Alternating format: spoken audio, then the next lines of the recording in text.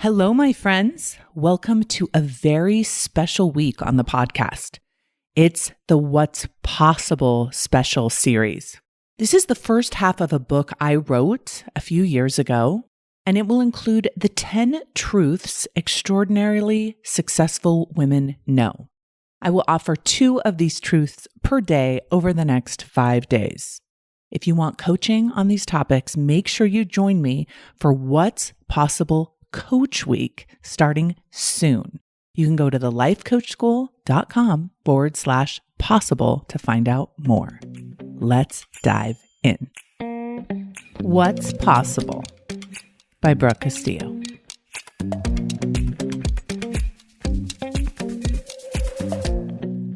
A note to my reader. This is a book about extraordinary success. It's a book about making lots of money. I've had the audacity to use one to define the other, and I'm not apologizing. I want you to know before we get started that you have picked up a book about becoming successful and wealthy. You'll know if this book is for you if you just quietly, under your breath, said, "Hell yeah." This is also a business book because business is how we make money. That business might be your own, or you may work for one. But businesses and success go together. Businesses, even big ones, are what reinvent possibility in our world year after year. They literally create all the things we need and use. They make the economy work and they pay us the dollars. Being a woman fully engaged in the economy is the thrill ride of my life, and I want you to jump on with me. But mostly, this is a book about your brain. Without exception, using it well is the only way you will ever be extra successful and rich. The thoughts that run through it are the most expensive, most valuable, most important things that exist on planet Earth or the universe. It's about time you started paying much more attention to them so you can create the exact life you're choosing. When you're done reading this book, you're going to know how to be extraordinarily successful, which means you will know how to do business and be very, very wealthy. I want this for you more than you can possibly know. I want it for you as much as I have wanted it for myself. As a master life coach, I teach many things. I teach about unconditional love, self-care, relationships, and purpose. Those are all very important and worthy topics.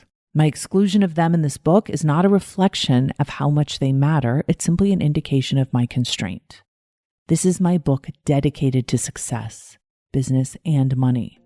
It's one of my favorite topics and something I've truly figured out how to do very well.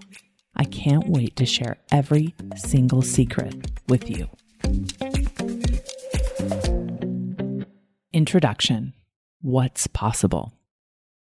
I didn't even know it was possible to make $1 million in 1 year until Amy Porterfield, an online entrepreneur, announced that she had done it. I remember exactly where I was standing in my white kitchen, listening to her podcast, staring at my phone. I froze. $1 million a year. I felt something shift inside me. She mentioned it, not like she'd won the lottery, but like it was normal and doable. I got the sense that she would do it again the next year. She had launched some courses, built her list, and done some affiliate marketing. There was nothing impossible about anything she was doing. On some level, I guess I knew it was possible to make millions of dollars in 1 year, but the problem was it had never even occurred to me to do it. It wasn't even in the realm of optional things to think about. It was like a language I didn't understand, a culture I'd never been exposed to. As soon as I knew it was possible, it became my new goal, my new dream. I started to see everything differently. My brain changed. I started thinking in 7 figures and acting toward 7 figures. 2 years later, in 2014, I made $1 million in my business. Since that day, I have not stopped talking about success, possibility, and money. I'm so thankful Amy shared her income out loud to teach me what was possible, and now I'm committed to doing the same. It turns out that what's possible has to start with a single thought. The possibility has to occur to us. We have to think about it. We have to understand that our mind drives all results we ever create in our lives. What has never occurred to you that is absolutely possible for your life. In this book, I'm going to show you how much you haven't considered. I'm going to invite you to come out of the well-intended fog you might have grown up in to see it for what it really is. Your education in possibility has been based on what has happened in the past, when all your possibility is actually in the future. The most basic truth is that extraordinary success is about understanding that what is currently impossible for you now is the possibility for your future. Impossible is temporary. So many of my students revealed to me that they never thought they could be authors, influencers, millionaires, non-drinkers, naturally thin, unconditionally loving, the list goes on. It's not that they tried to be these things and failed. The tragedy is they didn't even consider trying. They didn't even have one thought about it. And if we don't think about it, we can't feel it. We can't do it. And we certainly will never create it. When it finally occurred to me that I could make $1 million, the possibility, the thought was born. It was now real. I had never been exposed to this consideration until that one moment in my kitchen. But then it was there. The more I considered it, the more I thought about it, the less impossible it became. It's not magic. It's how the world actually works. Thoughts ultimately create our results. I think the revelation was so huge for me in particular was because I had already come up with a self-coaching model. I was already using it every day in my business to manage my mind, coach my clients, and teach my students. I knew in my bones that the model was the way the world actually worked. I could find no evidence to the contrary. The model teaches that our thoughts create our feelings, and our feelings create our actions, and our actions create our results.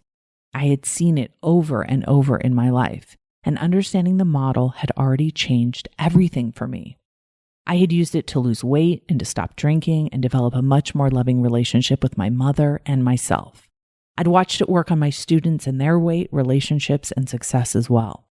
I was and still am convinced that everything starts with a thought and the rest of our lives will flow from our thinking. So when I heard Amy say that, I realized I had never thought I could make $1 million in a year. That was the reason I wasn't making it. That simple.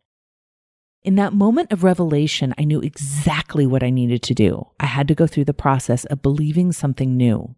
I had to change my thinking from where I was to a new way of thinking. I had to follow the self-coaching model, a mind, feeling, action process that I was already using and teaching. I had to let go of my current reality and what I knew in order to embrace a new reality based on what I now knew was possible. I committed myself. I made the possibility a proclamation and started thinking it on purpose all day, every day. I went through all the self-coaching steps to get 1 million in 1 year. These are the exact steps that will absolutely work for you as well. If you do the things I teach you in this book, you will achieve extraordinary success. I can prove it. I have dozens of coaches who have used these tools and the belief that more is possible than we ever thought to achieve success that blows our own damn minds. It is my honor to be able to teach you that process in this book. Throughout this book, I'm going to invite you into my private discussions with a group of extraordinary women. This group of characters is my mentoring group that I meet with quarterly in windowed conference rooms in beautiful hotels. In these private rooms, we plan to do the impossible in each of our businesses, and then we go do it. We spend a lot of time belly laughing and crying, but mostly we systematically change what we believe and therefore what we do. I'm excited for you to meet this group of unique, talented, and hilarious women. Stacy's story in particular is going to blow your mind. I'm going to start in part 1 with teaching you what you must know, what all extraordinary successful women know. These are belief systems you need to adopt and use to replace whatever is currently keeping you stuck. I will tell you what they are and then go into detail why they are true and why you must believe them deeply and seriously. I will warn you, you might be resistant to some of these beliefs at first. They aren't easy to accept and believe. If they were, everyone would already have extraordinary success. But in order to step out of the crowd of universal belief that produces ordinary success, you're going to have to stretch yourself. In part 2, I'm going to take you through the tools and steps of how to go from where you are now to extraordinary success. These are the tools and the practices that you will need to do over and over to change your brain, change the way you feel, act, and ultimately change the results you are creating. These tools are simple, not complicated, but difficult to apply. Anything new and unfamiliar is going to be rejected by your brain at first. So I'm going to ask you to stay with me and consider this material as the most valuable thing you can possibly learn, even though it might be difficult. You must go through the process of letting go of everything you already know and do in exchange to do something completely new and foreign. But don't worry, I've got you. I've been through this thousands of times with my students. It's a predictable process that starts with an aha moment that feels more like remembering something you've always known than learning something new. Then, as you recognize you might have been wrong about a lot of things, you will go through what we call the river of misery. It's not enjoyable, but it's a necessary part of the process. It's a true identity crisis as you let go of one belief structure and accept a new one that will produce more successes than you ever thought possible. I'll hold your hand and show you the pitfalls and lead the way if you start veering off track. I'll remind you what to think and what to do when you forget, and I will keep believing in you and your dreams even when you want to forget and quit.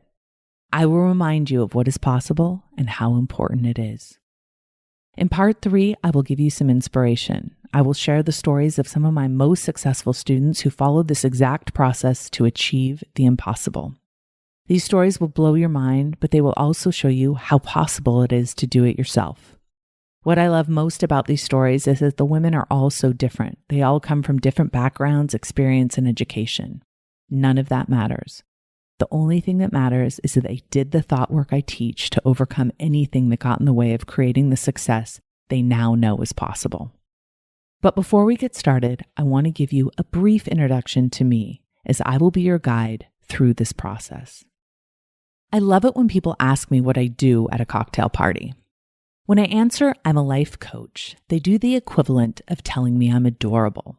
Half smile, twinkle of pity, and then they say, "Oh, nice. What does your husband do?" They have no idea that being a successful life coach is one of the most profitable careers on the planet today.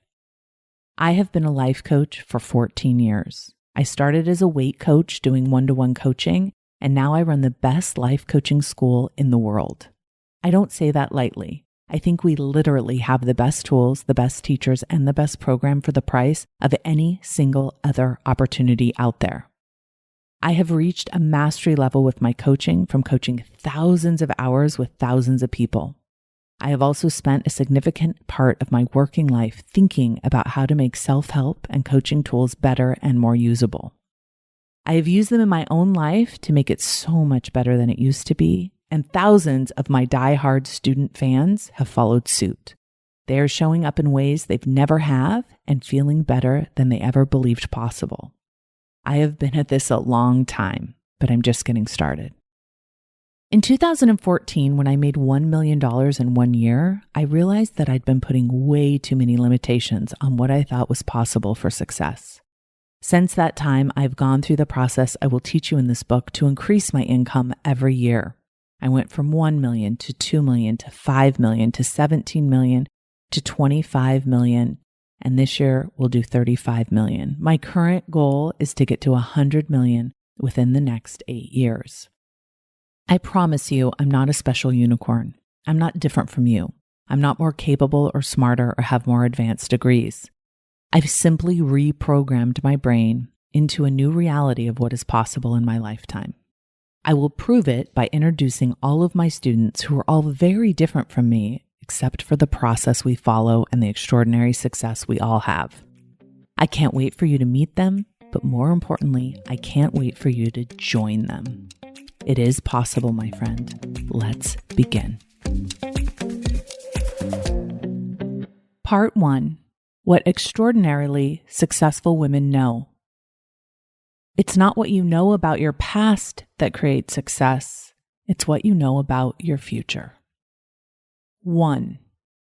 We know we have to teach ourselves what is possible. What is possible for your life? How do you know? My guess is that you don't. Not because you aren't intelligent or capable, but just because none of us are taught to think about life in a way that increases possibility. Our education system is completely based on what has already happened, been created, or already exists. When we sit down with a counselor to discuss our future, they ask us what we have already done, what we are good at, and then they show us a list of possible options based on what is already in the world being done. You can become a doctor or a lawyer. You can be a writer or an engineer. Here's what these jobs pay. Here is what's possible for your income. We listen to the authority figures tell us what is true, we take notes, and we go home and make decisions based on a very limited idea of life.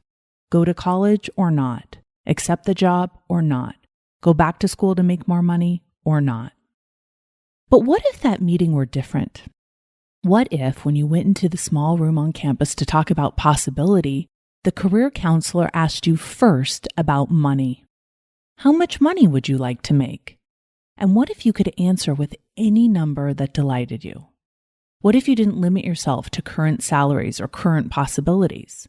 What if that counselor told you that it was possible to make $1 million a year and you could say, oh yes, that sounds wonderful. I choose that. What if instead of knowing your vocation, you knew your number, the amount of money you wanted to have yearly to live the life of your dreams? Immediately, you would have to give up the idea that a job was something that was given to you by someone else for the amount they think you should earn. And instead, you would be thinking in terms of value you would need to create in order to collect your yearly number. What can I do to make $1 million a year? Unfortunately, this is a question most of us will never ask ourselves. It won't be an option. Our brains are too filled with questions about getting into college and getting jobs and creating a perfect resume. But all of that is contrived and made up by people who went before us. It's how our current society has gotten here, but it's not how it will grow into where it can be.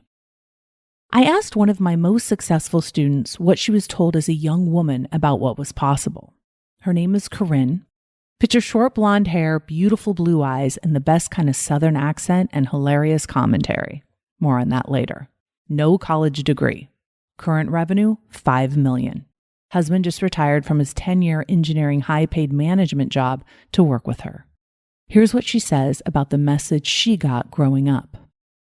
My mom told me thousands of times that she didn't want me to end up like her, which was no degree and barely getting by.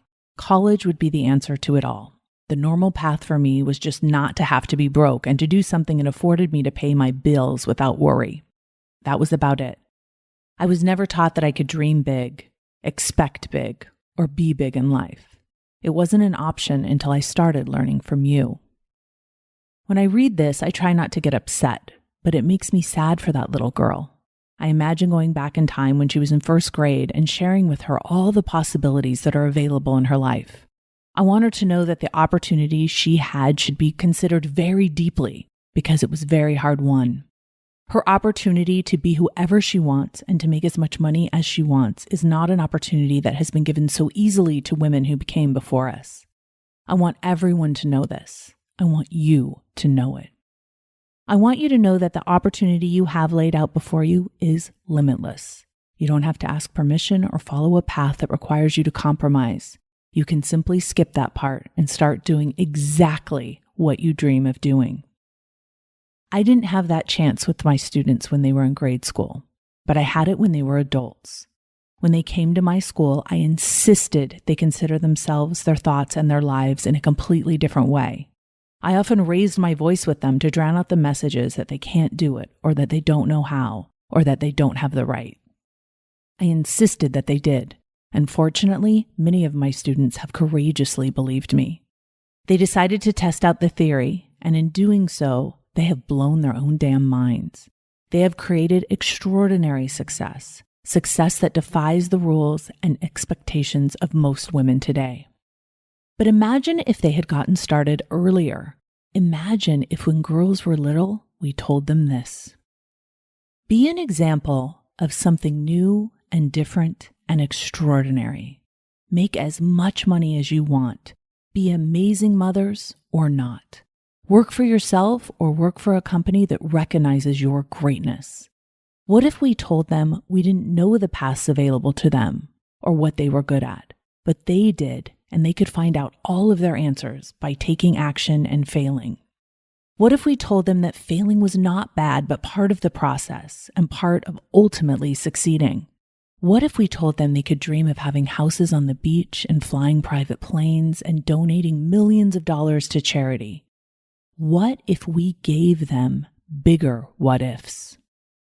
I often imagine talking to one of my students, Rachel, who has come to me and become a coach and a master coach and is now currently in my Millionaire Mastermind. She feels so strongly about sexism and being a feminist. And I want to tell her that being a feminist is about what you do with your life and not what you say about men. I want to encourage her to make this life her statement about everything that isn't right in the world. I want to encourage her to earn more and hire women and land on the cover of Forbes. I want her to imagine the interview she will have with the editor and what she'll be able to say about women and opportunity and equality just by describing what she's done and what she's created. What if we told little girls this? Earn lots of money and be rich. Being rich is awesome. It's virtuous, responsible, noble, and an important goal. Being rich makes it easy to say no to a boss who won't pay you well, to a husband who isn't kind to you, to a problem you don't have time to deal with and money will solve. It's fun to have your own money and to spend it on whatever you want. It makes it easier to help people, pay for good health, and eat healthy food. It's not normal to earn less than you want, less than you're capable of earning. It's normal to be wealthy and free. It's an honor to use your opportunities fought hard for you by those who came before. The ability to make money, as much of it as you want, the freedom to spend it on whatever you want, and the opportunity to fail is a gift, not a burden, not something to be ashamed of, but something to be excited about. The last thing our foremothers would ever want is for us to play it safe. What if we told those little girls, you don't have to get married or have children if you don't want. You don't have to go to college to be successful. Grades and test scores don't determine who you are. You can create a business or a product or a job and do whatever you want, making as much money as you can imagine. The truth is, money does grow on trees, and they just keep making more of it. So you either claim it or you don't. You can be a good and moral and smart and loving and very, very rich woman. The chances of you selling yourself out for money is much higher when you don't have any. Money gives you the freedom to make choices that align with who you most want to be. I recognize that my students come to me with very limited beliefs about themselves and possibility. I will most likely be the first person in their lives who tells them they can double or triple their income. I might be the first person who has ever believed they can grow their company into something big enough to not only support their family and retire their husband, but something that could literally change the world. I often hear myself repeating, you can and should think even bigger. I once offered one of my employees a bonus for some excellent work she had done. When I told her the amount I was going to pay her, she just stared at me. Her eyes were darting back and forth. Her mouth was hanging slightly open. I asked her if she was okay, and she told me that she didn't know. She didn't know it was possible for her to make this much money. Oh dear, it is possible. And let me apologize on behalf of all adults that we didn't tell you sooner. The world might try to pull you into some version of realistic thinking so you don't get your hopes up and you remember what really matters. Don't fall for any of this. You have to know that you are the creator of your life and your own possibility. You don't have to ask anyone for permission to be more successful. It's allowed. I've already asked everyone who's in charge, the imaginary adults running the world, and they said, yep, this life is yours for the taking. See what you can do with it.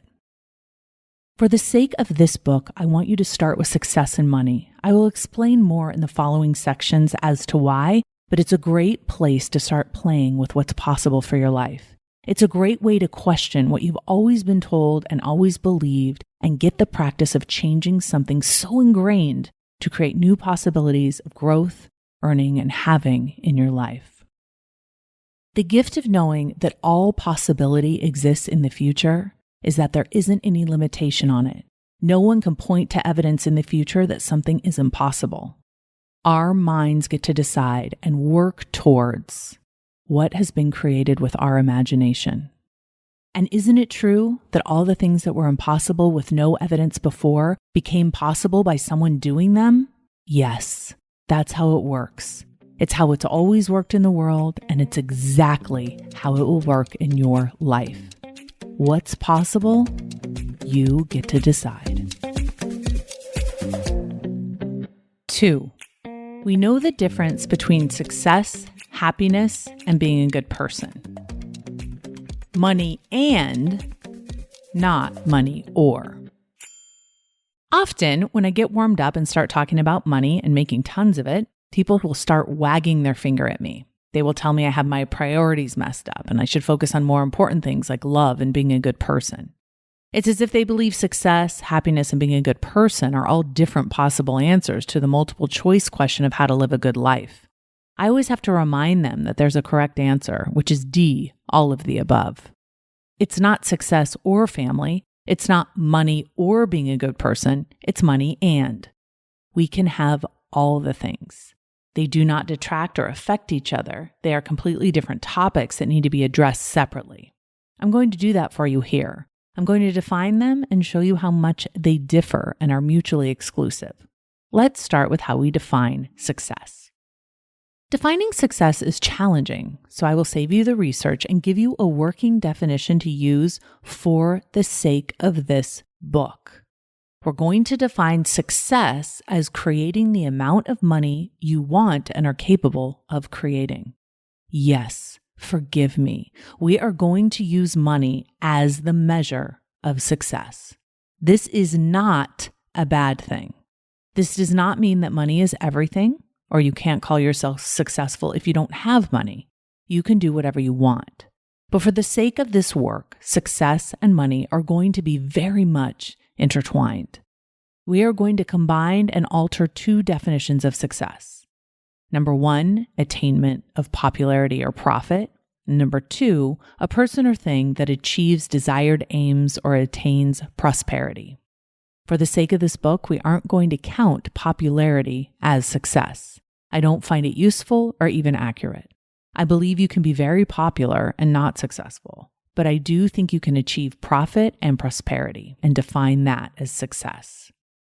Success isn't a good effort. It's not showing up. It's not even doing your best. Success is about the win, and it requires a scoreboard. And for the sake of success, in this context, the scoreboard is going to be the money you want to earn and do. I don't want to leave this up for discussion because I think it's a waste of time. What is your desired aim for money? When you hit it, that is success. It's important we keep it simple and clean and talk about it in terms of money. This might make you uncomfortable or even mad, and because of this, I have a whole chapter about it. But for now, we need to be clear and clean on success, creating the amount of money you want and are capable of creating. Set your aim, and when you achieve it, you can consider yourself successful. It really is okay to use money as a measurement of success. Not all of us want success, as I will discuss in a minute, but if we do, we need a way to measure it. Money is how we do it. The actual numbers said out loud, committed to, and then counted. This is without apology or confusion. If you want 100K and you make 100K, you've succeeded. That is success. Now, of course, you can also be successful at other things in your life. You can be successful at playing a sport. You can be successful at raising a family. You can be successful as someone who contributes to their community. I absolutely understand that. But this is a business book, and we're talking about possibility in your career and in your business. And we're going to measure that with money. Extraordinary success is blowing your own damn mind. It's about making more money than you ever thought possible. It's not about being happy all the time or working yourself to burnout. It's not about getting anyone's approval but your own. Success is about knowing what you are capable of and then betting on yourself to make a go of it. Success is when you know in your heart you are winning. In this book, we're going to talk about success in business. Yes, it can be applied to other areas in life, but for the sake of this book, we're going to talk about the work you do and the money you make. And to make things more interesting, we're going to talk about extraordinary success. not the kind you get from just applying what you learned in school. I don't think success is playing it safe by doing what comes easy or doing what your mom wanted you to do, even if you make a lot of money by normal standards. I think success is about the exact opposite of that. It's about forgetting what the rest of everyone thinks and winning in the biggest way you want to and you know how. Success to me is being an example of what is possible. It's about someday making $100 million in 1 year, working 3 days a week. It's about selling as much as I want to sell. It's about changing the conversation in my client's head about what they think they're capable of doing. And no, money isn't everything, but it sure is something. I won't apologize for the connection I make between money and success. It's an awesome scorekeeper for my belief about what is possible. It's a direct reflection of the value I make, and I sure do make a lot of it. So can you. What success isn't? Success is not happiness or sadness, and it's also not goodness or badness. It's not being happy all the time. It's not arriving at some place where money and goal accomplishment solves everything. It doesn't make you better or more worthy or more important. In fact, success is just making a certain amount of money you set out to make, blowing your own damn mind, and then realizing life is still good some of the time and bad some of the time. That is it. Killing yourself for success is silly. How you feel on the way to success is often how you will feel when you arrive there. It's not better there than here. In fact, it can be a lot less comfortable with all that attention. On the way to success, you can explain away your pain as a byproduct of life until you arrive. But once you arrive, you'll get the alarming truth that life will always feel negative half of the time. So it doesn't take away the pain, doubt, insecurity, or fear. For many people, it exasperates it. But it shows you, if you're paying attention, that you can handle it. And that's what makes it worth it. If life in general, and your life specifically, is always going to be full of negative emotion, you might as well get some success along the way. People won't respect you more or approve of you more. People won't love you more. You won't be more worthy than when you started, and the money won't make you any happier for long. But that doesn't mean we should vilify success and not go after it with everything we have. In fact, I think knowing that we have nothing too important to gain or lose is what makes the journey toward what we most want a very good endeavor to consider. It's not as easy as you think, but it's also not easy to stay the same. So the reason to do it is just for some diversity of experience, emotion, and results. That is reason enough. Win or lose, you will have stretched what it means for you to have the human experience. Happiness. Success cannot make you happy. In fact, success and happiness have nothing to do with one another. One is the amount of money you make, the other is an emotion you have. Success has often gotten a bad rap because people try to do it for happiness. They have somehow gotten the message that if they could make more money and be more successful, they would be happy. This is a lie. It has always been a lie and always will be. Happiness is caused by your thinking. You can be happy and successful, or you can be miserable and successful. We all know this is true. We know people who have earned lots of money and are not happy, and we know lots of people who are successful and happy. The most important thing to differentiate here is causation and correlation. Happiness is not caused by success. Happiness can only be caused by your thinking, period. So when people say, I don't want to be successful, I would rather be happy, it doesn't make any sense. It's like saying, I don't want to be strong, I'd rather be smart. They don't have to be dependent or mutually exclusive. In Chapter 3, I will talk much more about emotions and what causes them and how to create them. I will also talk about how we've been taught to believe that happiness should be an end goal for our lives, that somehow we can pursue it enough to achieve it. This causes more unnecessary suffering than almost any other thing I see in my clients.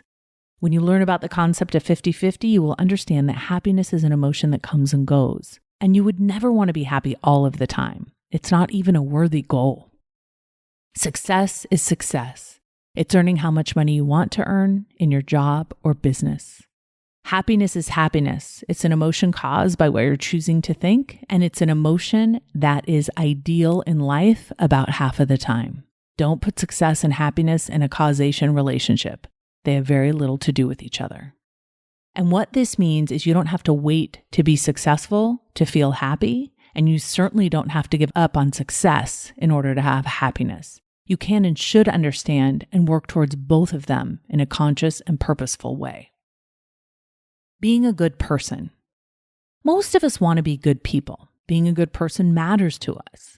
And yet most of us don't define what it means to be a good person. In fact, I'm going to offer that many of my clients think being a good person means not being successful. Huh? Can you be rich and successful and be a good person? No, really. I mean, really, really rich. I mean, having more money than you can ever spend rich. Does money stop you from being a good person? That question might sound strange, but it's similar to the idea about happiness. Many people believe that the pursuit of success makes them bad somehow. It's as if money is evil and bad and wrong, and working towards creating more than you need will take away your morality and your character.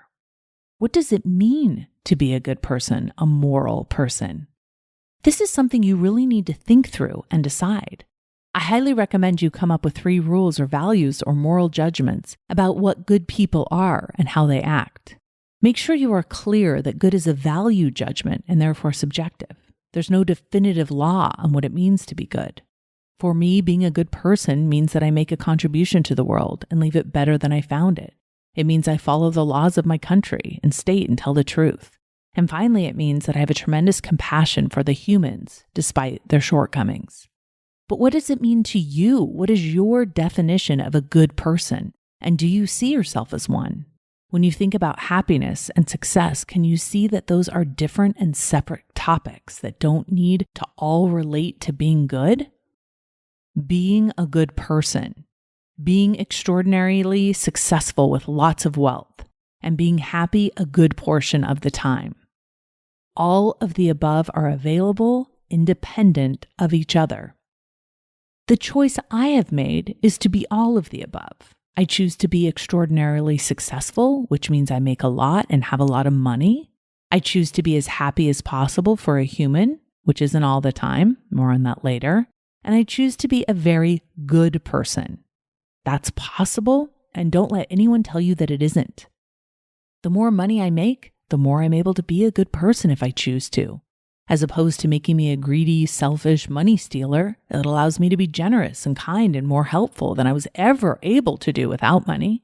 I can hire people and pay them more than I've ever been paid in their life. I can buy my friend a car who can't afford a new one. I can pay for my parents to take a vacation. I can donate large amounts of money to my favorite charity. But it doesn't make me a better person. Being a good person doesn't have anything to do with how much money I do or don't have. I can be a good person with or without money. Making more money will never change that. It absolutely can't. I can be a good mogul.